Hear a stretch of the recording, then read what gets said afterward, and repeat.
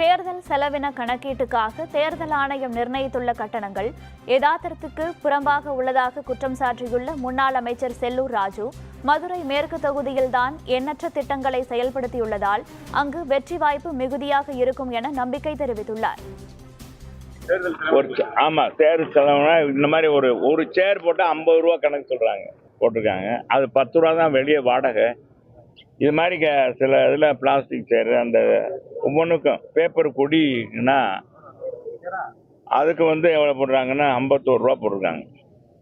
அது விலையே 25 ரூபா தான். இதை கொஞ்சம் குறைக்கணும். ஒவ்வொரு மாவட்டத்துக்கும் ஒரு விலைவாசி இருக்கு அப்படின்னு சொல்லியிருக்கோம். இருக்க போகுது இந்த கலா என்ன சொல்லி மக்களை சந்திக்க போறீங்க? மக்களுக்கு நான் செஞ்ச சேவைகளை, மக்களுக்கு தொடர்ந்து பணியாற்றி கொண்டு இருக்கிற சேவைகளை சொல்லி தான் ஓட்டு கேட்பேன். அதே மாதிரி நான் அந்த தொகுதியினுடைய சட்டமன்ற உறுப்பினராக மட்டும் பணியாற்றாம மதுரை மாநகருக்கும் நான் ஒரு அமைச்சராக இருந்தால் 10 ஆண்டுகளில் என்னென்ன திட்டங்கள் கொண்டு வந்தேன் அப்படின்றதையும் பட்டியல் போட்டு நான் குறிப்பிட்ட சில எல்லாம் போட்டால் நிறைய ஆகிரும், படிக்க முடியாது. இதுவே பொடிசாக இழுத்து இருக்குன்றாங்க.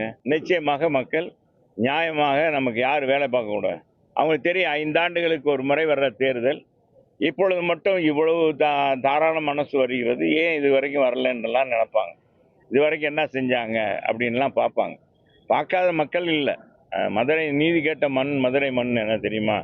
அதனால இந்த மண்ணில் யாரையும் ஏமாற்ற முடியாது.